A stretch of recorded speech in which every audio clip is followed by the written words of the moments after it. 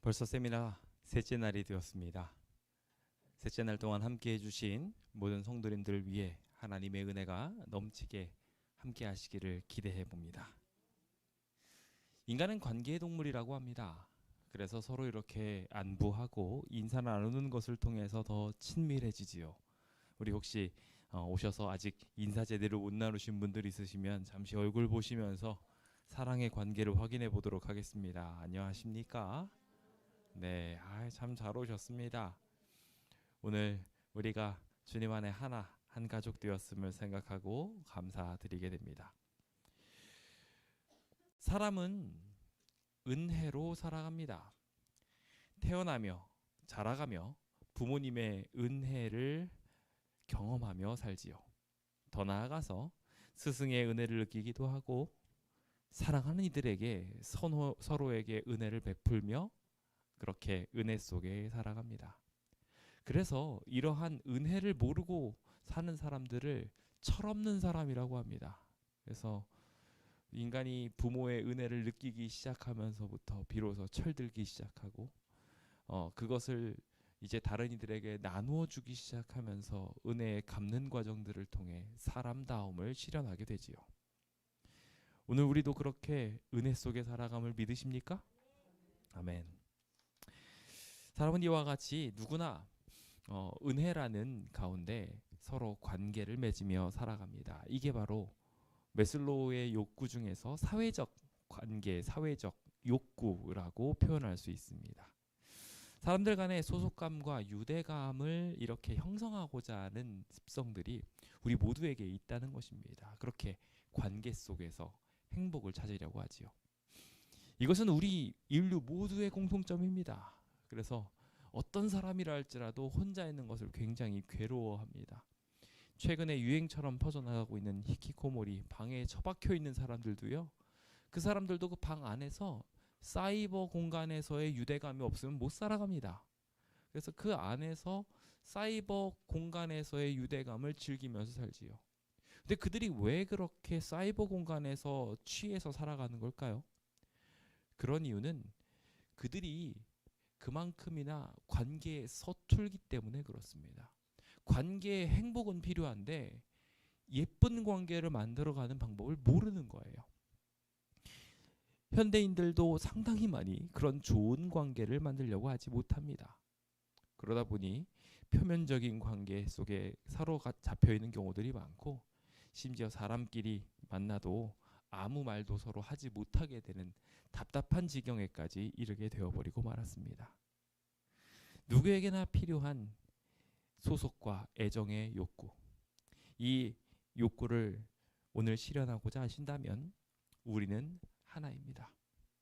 그 하나의 목표를 향해 오늘 함께 꿈꾸고 나아가게 되었으면 좋겠습니다. 저는 이 소속감을 제대로 만들기 위해 유대감을 제대로 형성하기 위해 우리가 가져야 할 자세로서 가장 중요한 키워드를 오늘 은혜라고 설명드리고 싶습니다. 말씀드린 것처럼 부모로부터 받은 은혜를 그냥 베풀며 후대에게 그 은혜를 전해가는 것이 바로 이 가장 깊은 관계의 핵심인 것처럼 일명 혈연이라고 하지요. 마찬가지로 우리는 우리 주변에 그렇게 은혜를 베푸는 과정들을 통해 비로소 행복을 찾을 수 있습니다. 진정한 사회적 관계가 만들어지려면, 애정의 관계가 만들어지려면 바로 은혜라는 관계로 상호간에 긴밀히 연결되어야 한다는 것입니다. 그런데 현대인들은 어떻게 관계를 맺나요? 관계 맺는 방법 아주 안타깝게도 기브 앤 테이크로 바뀌어버렸습니다. 이 관계 속에 무언가를 주기 전에는 내가 받지 않으려고 하고 나누려고 하지도 않기도 합니다. 서로 관계가 이렇게 형성이 되기 시작했어요. 이 기브 앤 테이크라는 관계를 통해 더 이상 좋은 관계를 만들기가 어려워져 버린 것입니다. 그냥 나눠주기만 하는 관계, 사랑을 전달할 수 있는 관계면 참 좋은데 말입니다. 그러지 못하고 뭔가 주지 않으면은 심지어 줘도요, 내가 준 거에 비해서 적게 줬다 싶으면 그 관계는 별로 이롭지 못한 관계로 계산하면서 끊어버립니다. 제가 참 속상한 것은 요즘에 친구들도 그렇게 가려사기라고 하면서 아이들끼리 그렇게 철저하게 주고받는 관계가 만들어지지 않으면 친구 관계가 성립이 안 되게 되어버리게 됩니다. 문제는 그걸 누가 조장하고 있냐면요, 부모님들이 조장하고 있어요. 이런 관계가 세상에 가득 차게 된다면 그 사회는 삭막하고 힘든 관계가 될 수밖에 없습니다. 어쩌면 이러한 모습들이 수많은 사람들을 방구석으로 몰아넣고 그냥 좋은 모습만 보려고 하는 사이버적 친교를 만들려고 그렇게 조장하고 있는지 모르겠다는 생각이 듭니다. 우리는 누구나 다 좋은 관계를 가지고 싶어 합니다.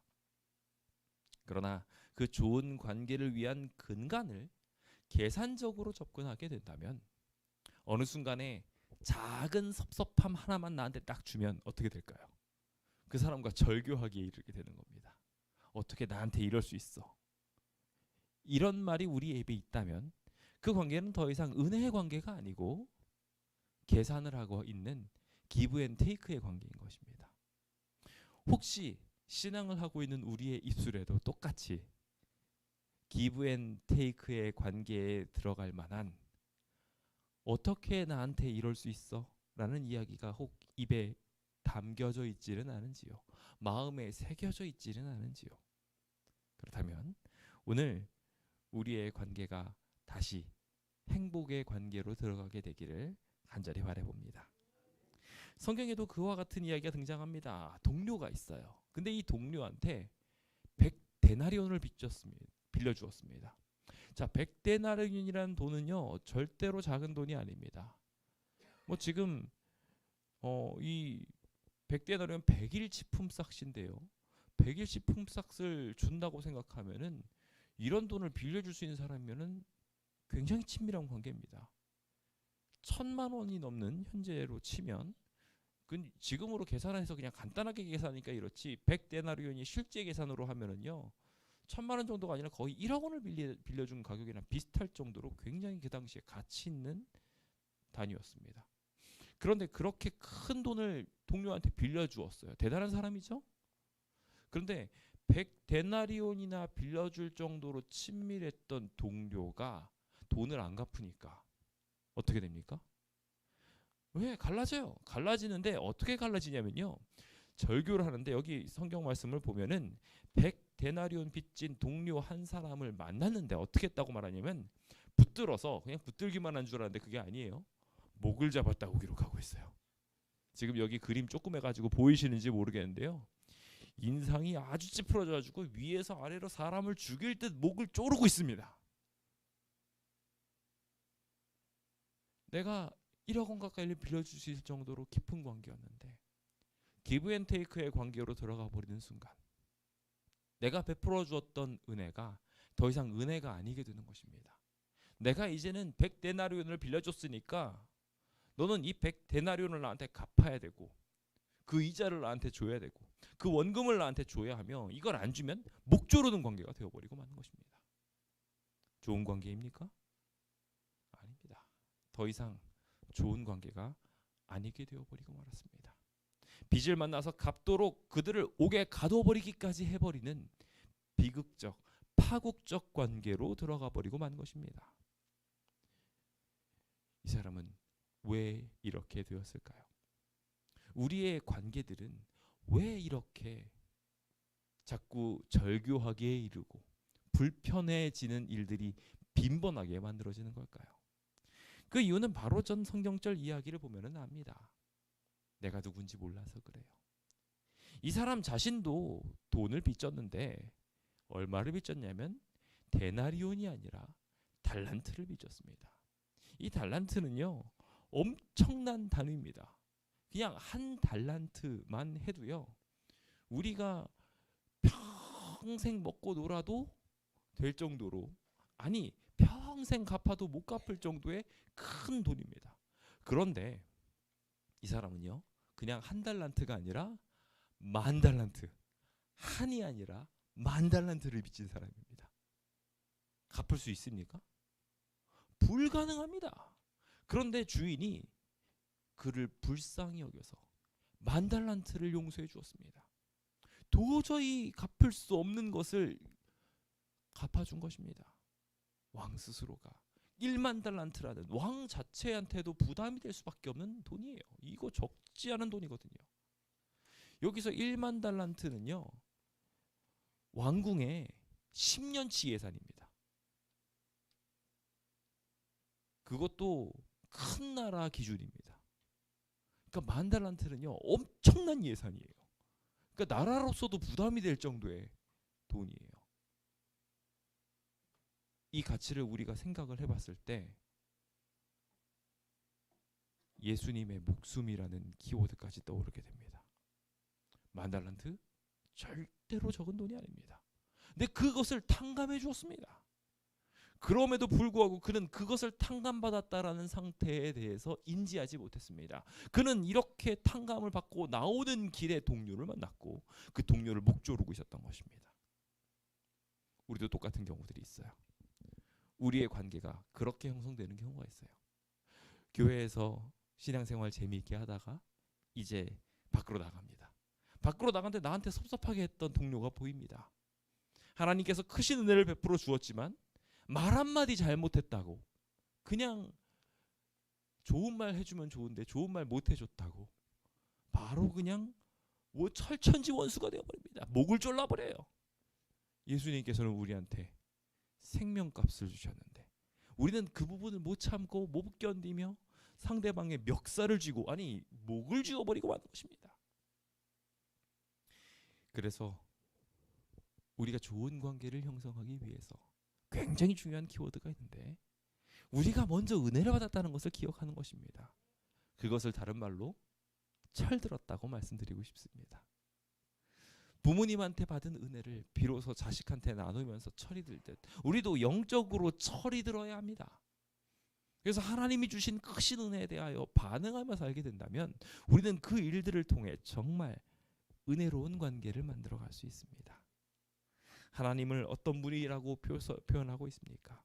그분은 출애굽기 34장 6절에 여호와라 여호와라 자비롭고 은혜롭고 노하기를 더디하고 인자와 진실이 많은 하나님이라 라고 본인을 소개하십니다. 실제로 그러한 하나님께서는 주님의 백성들을 핍박하고 있었던 니느웨를 향해서도 이렇게 은혜와 진리가 풍성한 모습으로 등장하셔서 요나를 통해 살리고자 하셨음을 보게 됩니다. 그렇습니다. 사랑은 바로 여기 있습니다. 우리가 하나님을 사랑한 게 아니라 하나님이 우리를 사랑하여 주셨던 것입니다. 그 사랑의 크기를 우리가 갚을 수 없습니다. 우리의 죄를 속하기 위해 주님은 10,000달란트, 아니 그 이상의 큰 가치, 아니 헤아릴 수 없는 그 생명의 가치를 우리에게 보내사 화목제물로 예수 그리스도의 목숨값으로 우리를 구원하여 주셨던 것입니다. 인간을 평생 기다려주시는 하나님, 아니 인간의 일생 100년 남짓뿐이 아니라 인류의 역사 6,000년이라는 긴 시간 동안 우리를 기다리고 또 기다려주신 은혜의 하나님, 그 은혜의 하나님을 우리가 깨닫게 될 때 우리는 비로소 주변 사람들한테 기쁨으로 은혜를 전달할 수 있는 철을 드디어 든 철이 든 사람이 될 수 있습니다. 우리가 모두 원하는 행복한 관계에 이 은혜를 받았음을 통하여 들어가게 되기를 간절히 바랍니다. 우리가 그렇게 하게 될 때 주변 사람이 조금 섭섭하게 해도 내가 원하는 대로 안 해줘도 마음대로 뭔가 안 되는 것 같아도, 심지어 저 사람이 화를 내고 짜증을 내도 우리는 그 사람한테 내가 받은 은혜가 있으니까 은혜를 베풀어 줄 수 있게 될 것입니다. 그 위대한 기적이 우리 안에 일어나게 되어서 서로의 삶의 은혜로 채워지게 되기를 예수님의 이름으로 축원드립니다. 저는 이제 그 이야기를 하기 위해 5대 솔라 중 3번째 시간인 오직 은혜라는 키워드를 함께 나누어 보려고 합니다. 이 오직 은혜라는 것은 인간이 하나님께 아무것도 요구할 수 없다라는 것을 표현하며, 우리가 지은 많은 의지적 죄에 따라 정당한 심판을 행하시는 일 외에 우리는 정말 모든 부분에 있어서 하나님한테 어떠한 것도 할 수가 없습니다. 그러니까 우리가 아무리 의로운 행위를 한다 할지라도 하나님 앞에 나아가서 의로운 행위를 자랑할 수가 없어요. 우리가 항상 주님께 들고 갈 수 있는 것은 뭐밖에 없느냐? 죄밖에 없어요. 그런데 그 죄밖에 없는데 주님께서는 그 죄를 받아서 구원해 주십니다. 실제로 제사가 이루어지는 과정들을 보면요, 제사가 이루어질 때 주님께 드려지는 걸 보면 우리가 먹을 수 없는 부산물들 말입니다. 가장 더럽고 가장 우리의 몸에 해롭게 되는 모든 것들을 주님께서 받아가십니다. 그 모든 부산물들을 주님께서 가져가시는 것은 우리의 죄를 가져가시는 것을 상징합니다. 주님은 그렇게 하고 난 다음에 마치 부모가 자식한테 좋은 거 다 주고 나서 안 좋은 거 먹듯이 우리에게 가장 좋은 뒷다리살, 치킨을 먹을 때 다리를 주면은 찐사랑이라고 하더라고요. 네. 주님께서는 우리한테 양 뒷다리를 주시면서 가장 튼실하고 가장 맛있는 부분을 주시면서 우리한테 복 주시려고 하시는 것입니다. 자신은 우리의 모든 죄를 가져가시고 우리에게 가장 좋은 것을 주시는 분이 바로 은혜의 하나님이십니다. 그런 부분에 있어서 우리는 하나님께서 우리와 맺으시는 관계의 매력에 빠지게 됩니다. 주님은 항상 우리에게 은혜를 베푸십니다. 은혜를 어떻게 주시느냐? 은혜라는 단어가 설명하고 선물이라는 단어가 설명하는 것처럼 우리가 무언가를 해서 하나님한테 드리는 것이 아니라 하나님께서 우리한테 거저 주신 것입니다. 우리에게서 무엇이 나와서 뭔가 잘나서 뛰어나서 하나님이 뭔가를 주시는 것이 아니라 우리는 정말 아무것도 없고 심지어 뭐 하고 있는데 배반하고 화내고 짜증내고 신경질 내고 있는데 주님께서는 이 사람들을 살리겠다고 이렇게 하고 있는 겁니다. 이게 구원입니다. 오늘 그 크신 은혜가 우리의 관계 속으로 스며들게 되기를 소망합니다. 누군가한테 하염없는 은혜를 받고 나면 그 다음에 그 사람의 인생은 바뀌게 됩니다. 그것이 오늘 우리가 가져야 할 멋진 관계의 모습입니다. 그런데 이 아름다운 관계마저 지금 많은 부분에 있어서 깨어지고 있습니다. 잠시 오늘 시작하는 부분에 있어서 영상을 통해서 말씀을 듣기도 하셨지만 관계가 교회까지 삐뚤어진 모습으로 적용되면서 교회가 기복적 신앙으로 바뀌어가고 있어요. 주님께 막 나가가지고 이것저것을 해가지고 주님께 자랑하고요. 그만큼 주님께 받아내려고 하는 그런 대가를 주고받는 관계가 되어버리고 만 것입니다. 이게 사실 현대 사회에만 있었던 것이 아니라 아주 오래전부터 모든 종교 내에 스며들어 있었던 것이고 이러한 모습들이 그대로 초기 교회의 위험까지도 초기 교회의 아름다운 모습까지도 파괴하면서 자리 잡게 된 것이 실제적 교회의 파괴 그리고 하나님과의 관계를 파괴하는 것의 근본 원인이 되었던 이야기들입니다. 가톨릭에서는요 여러 가지 성례들을 진행을 하는데요. 우리는 뭐 2대 성례가 있죠. 침례식이랑 성찬예식 같은 이런 양대 성례가 있는데 거기는 훨씬 더 많은 성례들이 있습니다. 그 중에 반드시 해야 구원받는다고 하는 성례 중 하나가 뭐냐면 고해성사입니다. 고해성사를 이렇게 하게 될 때 그들은 어떻게 고해성사를 하냐면요. 자기가 죄를 저질렀어요. 일주일 동안 저지른 모든 죄를 가지고 가서 신부한테 가서 이야기해야지 그 죄를 용서받습니다. 근데 그냥 용서받지 않습니다. 원래 고해성사는요 어떻게 되냐면 지금은 많이 그것이 경감되었지만 대가를 지불해야 됩니다. 그래서 내가 이러이러한 죄를 저질렀습니다라고 이야기하면 그 성례를 듣는 사람이 설명하면서 당신은 그러니까 이 문제를 해결하기 위해서 철야 기도를 하십시오. 집회에 가서 어떤 헌금을 내십시오. 이거의 절정이 뭐예요? 면죄부예요. 그래서 용서받으려면 면죄부 사라는 거예요.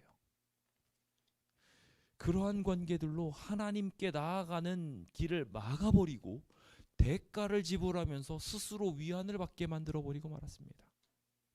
하나님과의 관계를 그렇게 파괴해버리고 만 것입니다. 하지만 성경은 분명하게 말합니다. 어떠한 것도 그들을 구원할 수 없습니다. 어떠한 행위도 그것을 구원할 수 없습니다. 구원할 수 있는 방법은 성경에서 말한 것처럼 어제 말한 주제 뭐죠? 오직 그리스도, 예수 그리스도를 통해서만 우리가 구원을 받아요. 주님께서는 그리고 이 땅에서 가치를 받지 않고 우리한테 베풀어 주셨습니다. 일방적으로 말입니다. 그래서 이 빛 가운데 우리가 행하게 될 때 비로소 우리는 서로 사귐이 있게 되고 그 아들 예수 그리스도의 피가 우리를 죄에서 깨끗하게 하신다는 것을 발견하게 되는 것입니다. 행위에 따라서가 아니라 예수님을 통해 이 구원을 받게 되는 것이죠. 근데 문제는 심지어 예수님의 희생을 상징하는 제사를 드릴 성전에서도 뭐 하고 있었냐면요, 비둘기 팔고 양을 팔고 염소를 팔고 소들을 팔고 있었어요. 주님께서 성전에서 그렇게 하는 모습을 보고 화가 나셔서 엎으셨던 거예요. 그냥 단순히 장사하는 소리가 시끄러워서가 아니었어요. 그들 안에 자리 잡았던 이기심이 무엇까지 지금 살려고 하고 있어요? 죄를 용서하는 권한까지 살려고 하고 있는 거예요. 서로 거래를 하는 것을 통해서 용서를 받으려고 하는 것입니다.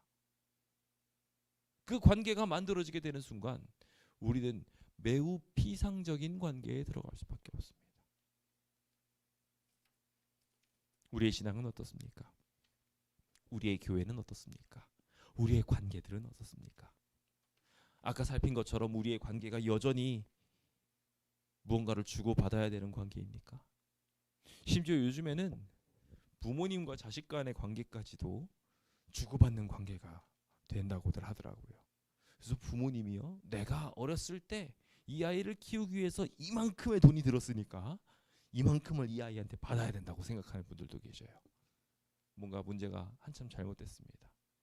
그렇게 생각을 하니까 자식도 부모님한테 똑같은 이야기를 합니다. 부모님이 나한테 뭘 해줬어요? 라고 이야기하면서 떽떽거립니다. 이런 관계가 되어버리는 순간 우리는 좋은 관계에 없는 불행한 삶을 살 수밖에 없습니다. 주님과의 관계 또한 은혜의 관계로 가득 차 있었지만, 주님이 일방적으로 사랑을 베풀어 주고 계시지만 그것을 받으면서 다른 사람들에게 하듯 우리 일상 문화 속에서 이루어지고 있듯 주님한테 받은 은혜를 갚아보겠다고 작은 걸 가지고 와가지고 그걸로 거래하듯 자신의 구원을 살려고 한다면 뭔가 선후가 바뀌어도 한참 바뀐 것입니다. 주님의 은혜에 기쁜 감사의 마음을 표하는 것이야 우리가 당연히 할 수 있는 것이지만, 우리가 구원을 받기 위해서 구원을 받겠노라고 내가 구원을 받을 만한 가격을 하나님한테 매겨가지고 그것을 줌으로 내가 구원을 받았노라고 확신하는 것은 주님과 관계를 파괴하는 것이 되어버리고 마는 것입니다. 그래서 주님께서는 시편 46편 10절에 너희는 어떻게 하라고요? 가만히 있어서 내가 하나님 됨을 알지어다 라고 말씀하고 계십니다. 어떻게 하라고요? 뭔가 열심히 일해야 된다고요? 열심히 뭔가 노력을 하라고요? 아닙니다. 하나님의 구원이 이루어지는 것, 가만히 주님을 바라보는 것입니다. 그래서 실제로 하나님이 승리를 주시는 성경의 이야기들을 자주 보시면요, 여호사밧이 가가지고 한 거는요, 쳐다보는 일뿐이었어요. 여리고성 무너지는 것도요, 돌면서 쳐다보는 것뿐이었어요. 성을 공략하기 위해서 한 일은 아무것도 없었어요. 그냥 돈을 들고 찬양하고 주님께서 주실 성읍을 구경하는 게 다였어요. 우리가 이 아름다운 성전을 향하여 오는 모든 과정들도 우리가 많은 일들을 했다고 생각하기 쉽지만 결과적으로 주님의 구원을 바라본 것에 불과합니다.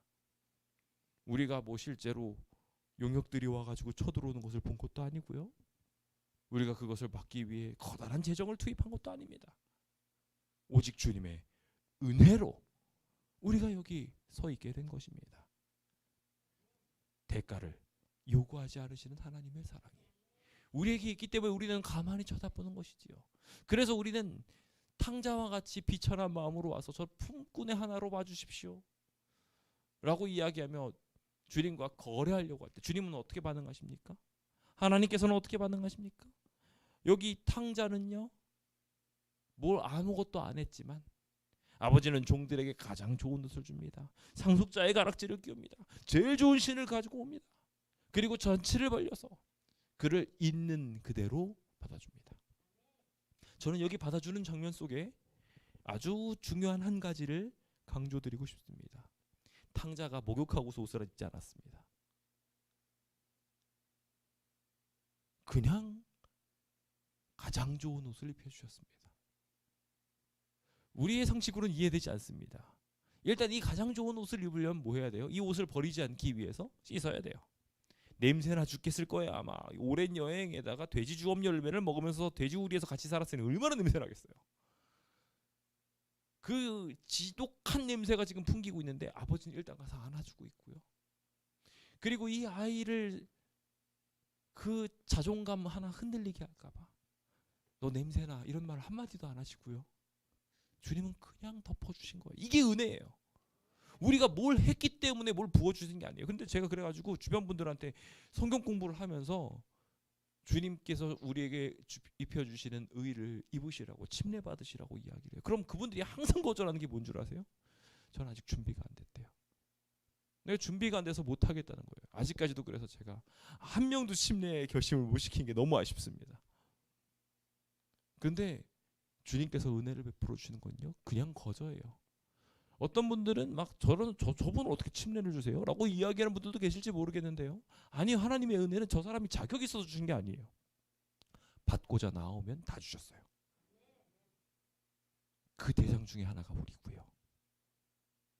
그렇게 다함 없이 부어주시는 크신 은혜가 오늘 우리 앞에 펼쳐지게 되면 우리는 그 은혜에 취할 수 있게 됩니다. 그것이 우리가 신앙하는 가장 기본적인 이유입니다. 주님께서 우리에게 일방적으로 은혜를 베풀어 주시니 우리는 감사한 마음으로 주님을 바라보게 되는 것입니다. 그 감사하는 마음이 인간의 공로가 아닌 그 감사하는 마음이 비로소 우리를 하나님께 온전히 향할 수 있게 만들어 주는 것입니다. 미가서 6장에서는 질문을 던지지요. 내가 도대체 주님께 뭘 드릴 수 있을까? 주님께 천천의 순양을 드리고 만만의 강물 같은 기름을 드린다고 하면 주님께서 기뻐하실까요? 주님도 다 있는 거예요. 그거 더 생긴다고 해서 하나님한테 좋을 거 하나도 없어요. 우리가 진짜 대단한 거 막 하나님한테 바쳐도요, 주님은요, 생각을 해보세요. 주님이 뭐가 필요하시겠어요? 주님은 말씀만 하시면 다 만드실 수 있는 분이세요. 그럼 우리가 뭐 평생을 일군 집을 주님한테 헌신합니다, 주님 써주십시오라고 드려도요, 주님한테는 사실 아무 의미 없는 거예요. 그 재물의 가치만으로는 의미가 하나도 없어요. 거기에 뭐가 담겨야지 비로소 하나님은 의미를 찾으실까요? 마음이 담겨야 돼요. 그래서 주님께서는요, 재물을 하나씩 하나씩 넣고 지나가는 사람들 가운데 부자들이 엄청나게 많은 재물을 부어 넣고 지나갔지만 한 고드란트, 2 렙돈을 집어넣은 과부 한 사람의 마음을 보시고 제일 크다고 말씀하셨던 거예요. 오늘 우리의 마음도 주님은 그렇게 받으십니다. 은혜에 반응하는 마음을. 오늘 우리가 그 은혜를 쫓아 살아가는 길을 가게 된다면, 겸손히 주님의 은혜의 길을 따라가게 된다면, 주님은 그 은혜의 길을 쫓아감으로 인하여 우리의 관계 속으로 들어오실 것이고, 우리는 그 은혜의 길을 쫓아감으로 말미암아 주변 사람들한테 은혜를 나눠주게 될 것이며, 그 은혜를 주변 사람들한테 나눠주며 살아가다 보니 우리의 관계는 은혜의 관계로 바뀌게 되는 것입니다. 주님이 한없이 은혜를 부어주고 계시니 우리도 한없이 은혜를 베풀 수 있고, 그 한없이 베푸는 은혜들이 우리의 삶에 계속해서 연관되어져 가면서 자연스럽게 우리는 우리의 관계 속에 행복을 느끼게 되는 것입니다. 겸손히 주님 앞에 따라가며 정의를 행하는 일들, 인자를 사랑하는 일들, 그 일들이 오늘 우리의 귀한 축복의 길인 것입니다. 오늘 그 귀한 축복의 길로 우리 함께 나아가기로 결심해 봅시다. 저희 제7안식일 예수재림교회는 특별히 더 은혜의 진심입니다. 모든 은혜에 있어서 가장 큰 은혜의 핵심을 우리는 이미 알고 있기 때문에 그렇습니다. 생명을 주신 하나님, 그 크신 하나님께 감사하며 살 줄 아는 사람이 바로 제7년식일 예수 재림교회의 특성을 가진 사람들이라고 저는 믿습니다. 많은 사람들이 재림교인들을 가리켜서 행위로 구원을 받는다고 오해를 합니다. 은혜로 구원받으려고 하지 않고 뭔가 행동으로 막 구원을 받으려고 애쓴다고들 말하지요. 아니요. 저희는 은혜를 더 많이 받았다고 생각하기 때문에 그 은혜에 반응하는 것뿐입니다. 구원을 받으려고 멸치꼭다리 안 먹는 게 아니고요. 우리는 하나님이 주신 크신 은혜에 감사함으로 주님이 주시는 은혜의 원칙을 지켜나가는 것뿐입니다. 그것이 우리에게 은혜를 베풀어 주시는 하나님의 길이라는 걸 믿으면서 말입니다. 정직하는 이유도 정직을 해야 구원받는 게 아니라 주님이 주시는 정직의 삶이 은혜라는 것을 믿기 때문에, 정직하게 사는 삶 자체가 은혜라고 믿기 때문에 우리가 그 은혜를 받고 있는 것입니다. 순종의 길 자체가 은혜라고 믿으면서 사니 우리는 얼마나 행복합니까? 우리는 고행을 하기 위해 말씀을 순종하는 것이 아니라 은혜를 누리며 순종의 삶을 삽니다. 그것이 가장 좋은 길임을 믿기 때문에 그렇습니다. 그런데 세상 사람들은 그 모습들을 행위로 구원받는다고들 착각합니다. 그게 왜 그럴까요? 우리가 말하지 않아서 그랬습니다. 일단은 우리가 열심히 말해줘야 됩니다. 감사해서 이걸 한다는 것을 말해줘야 돼요. 안 그러면 그걸로 구원받으려고 하는 것처럼 보입니다. 두 번째로, 우리의 모습이 말뿐 아니라 행동까지도 정말 은혜에 가득 찬 사람 마냥 보여주어야 합니다. 그래서 진짜 기뻐서 그 일을 하고 있으면 구원받으려고 하는 것처럼 안 보입니다. 그런데 인상은 팍 찐부리고 있으면서 오늘도 교회 가야 돼. 힘들어 죽겠어. 내가 거기 왜 가는 걸까? 그러면서 이렇게 오고 있으면요, 주변 사람들이 보기에 구원받으려고 오는 거예요. 그렇지 않나요? 하나님께 와가지고 위로받고 힘받고 또 좋은 방향을 제시받고 그게 너무 좋으니까 일로 오는 거면 표정이 어떻게 될까요? 오늘 교회 가는 날이요. 어떡하지? 밤잠을 설쳐야지 정상이에요. 오늘 주님의 은혜 받으러 그렇게 잘 오셨죠? 아멘. 우리가 그렇게 행복을 표현할 수 있게 되기를 간절히 소망합니다. 마지막으로 그들의 오해를 풀어주는 일이 필요합니다. 그들의 오해를 풀어주는 일이 필요해요. 그들이 잘못 알고 있는 경우가 굉장히 많아요. 하나님의 은혜에 대해서 말입니다. 제가 간단한 예로 죽음에 관련된 이야기를 좀 꺼내고 싶습니다. 많은 사람들이 이 죽음을요, 죽고 난 뒤에 영혼이 있는 것으로 잘못 이해하는 경우들이 많습니다. 그런데요, 우리가 그 죽음에 대한 오해를 잘못 가지고 있게 되면 하나님의 은혜를 엄청나게 삭감시켜 버립니다. 성경에서는요, 죽음의 단계를 여러 단계로 나누고 있지 않습니다. 죽으면요, 그냥 의식이 없어서 사라지는 거예요. 그냥 아무것도 못하는 관계예요. 그런데 세상 사람들은 영혼이 돌아다니는 것처럼, 뭐 환생을 하는 것처럼, 혹은 다시 한 번 더 뭐 기회를 얻는 것처럼, 뭐 아주 다양한 방법으로 그 이 죽음의 속절없는 상태를 망가뜨려 버립니다. 성경은요, 우리의 모습을 이렇게 표현합니다. 내일 일을 너희가 알지 못한다고 말입니다. 우리는요, 당장 내일도 모르는 사람이에요. 우리의 상태가 정말 속절없는 상태예요. 너희 생명이 무엇이냐, 잠깐 보이다 없어지는 안개니라라고 주님은 말씀하셨어요. 우린 진짜 아무것도 아닌 존재들인 거예요. 그런데 이 아무것도 아닌 존재를 나중에 막 영의 상태로 들어가서 뭔가 대단한 것이 되는 사람 마냥 착각하게 되면요, 하나님이 우리를 구원해 주는 이야기가 정말 이상한 이야기가 되어버리고 맙니다. 아니요, 절대 그렇지 않습니다. 우리는 정말 속절없는 상태예요. 죽음에 대한 제대로 된 깨달음이 필요해요. 내가 뭐 대단한 걸 할 수 있는 사람이 아니라 난 아무것도 아닌 사람인 걸 알아야 돼요. 죽은 자는 아무것도 모르고 상도 받지 못하고 이름도 잊혀버린 바 되는 아무것도 아닌 존재가 되는 것입니다. 그런데 많은 사람들이 그 정의를 잘못하면서 마치 하나님께서 죽고 난 뒤에 육신을 벗고 영체가 되어서 자유롭게 다닐 수 있는 존재를, 그래서 천당에도 이미 한번 들어갔다 온 존재를 억지로 끌어다가 주님이 재림하시면 억지로 그걸 잡아다가 다시 육신에 가둬버리세요. 그리고 난 다음에 부활하고 난 다음에 다시 또 그 삶을 살아가게 만들어요. 뭔가 잘못돼도 한참 잘못되지 않았나요? 왜 이런 오해를 하는 걸까요? 전 왜 그런지 이해를 못하겠습니다. 말씀을 오해하고 있어서 그래요. 내가 뭐 대단한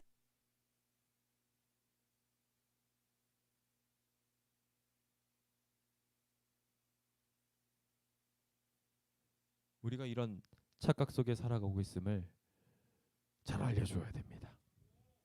잘 알려줘야 돼요.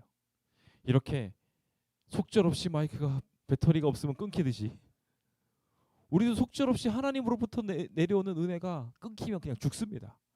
아무리 말해도 소리가 나지 않아요. 아무 의미가 없는 존재가 되어버리고 마는 것입니다. 그러므로 오늘 우리의 삶 속에서도 그 속절없는 상태를 깨닫고 그것을 살려주시기 위한 하나님의 은혜를 알아야 할 것입니다. 그러므로 우리는 주변 사람들한테 심지어 우리가 죽고 나면 찬양도 못하는 존재라는 것을 잘 알려주어야 합니다. 다 잊혀져버린 바 되고 지혜자의 죽음도 무매자의 죽음이랑 똑같다고. 아무리 많이 배운 사람도 아무리 못 배운 사람도 죽으면 다 똑같다는 거예요. 아무리 명예로운 사람도 아무리 부자가 된 사람도요, 더 넓은 땅을 가지고 누워있는 거 뭐 아니에요. 그냥 죽으면 끝이에요. 똑같은 흙이 됩니다. 뭐 대단한 사람, 뛰어난 사람, 결국 죽음 앞에서 아무것도 아니에요. 우리는 무가치한 존재에 불과합니다. 우리가 이 사실을 깨달아야 제대로 이 속절없는 상태를 구원해 주신 하나님의 은혜를 제대로 깨닫게 됩니다.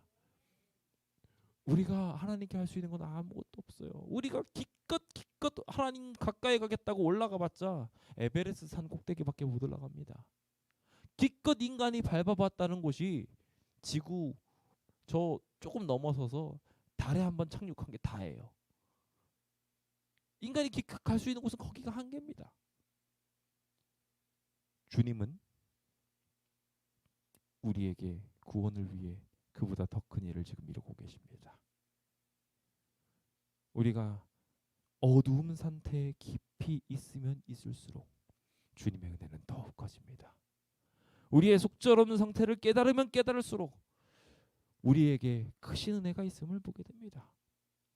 그러므로 성도 여러분, 이제 우리 함께 철듭시다. 우리가 어떤 불효막심한 사람이었는지 깨달읍시다. 우리가 정말 대단한 양 하나님한테 나 정말 대단한 걸 해줬어요. 콧대 세우고 있을 때 우리가 한 게 아무것도 아니었다라는 것을 깨닫게 됩시다. 그렇게 주님이 우리에게 그럼에도 불구하고 주시는 은혜를 발견하게 되면 이제 사람을 대할 때도 똑같아집니다. 내가 대단한 걸 준 줄 알았어요. 그 사람한테. 근데 그 사람한테 준 게 하나님께 받은 거에 비하면 아무것도 아니라는 것을 일단 깨닫게 될 거고요. 두 번째로 내가 준 것도 생각보다 큰 게 아닐 수도 있다는 것을 발견하게 됩니다. 그 사람한테 준 게 더 좋은 걸 줄 수도 있는데 못 준 걸 수도 있어요. 그 사람이 원하지 않은 걸 준 걸 수도 있습니다. 우리는 하나님께로부터 받은 그 귀한 은혜를 이미 받은 사람들로서 정말 주변 사람들한테 마음껏 나누어줘도 하나님께 받은 것에 비하면 아무것도 아니란 것을 비로소 깨달으며 철들게 될 것입니다. 그래서 주변 사람들한테 더 이상 기대하지 않습니다. 기대라는 말을 잘못 해석해가지고 주변 사람들한테 내가 준 게 이만큼 있으니까 그걸 이만큼을 받아내야지 라고 생각하고 있다면 정말 기대를 정말 잘못하고 있는 것입니다. 우리의 삶이 좀 바뀌었으면 좋겠습니다. 죽음을 통해 극적으로 나타났던 하나님의 은혜가 오늘 우리의 삶에 채워지는 것처럼 오늘 우리에게 주시는 하나님의 은혜를 주변인들에게 나누며 전하며 사랑할 수 있는 사람이 되었으면 좋겠습니다. 그러면 오늘 우리에게 주시는 하나님의 은혜들이 차고차고 넘쳐서 죽고 난 뒤에도 주님이 부활을 주실 것이요, 다시 우리를 만나기 위해서 두 번째 나타나시는 기적을 통해 저 천국을 우리한테 베풀어 주시는 것을 맛보게 될 것입니다. 우리는 이미 그 커다란 보상을 받은 사람들로서 그 크신 구원의 은혜를 받은 사람들로서 주변 사람들한테 나누게 됩니다.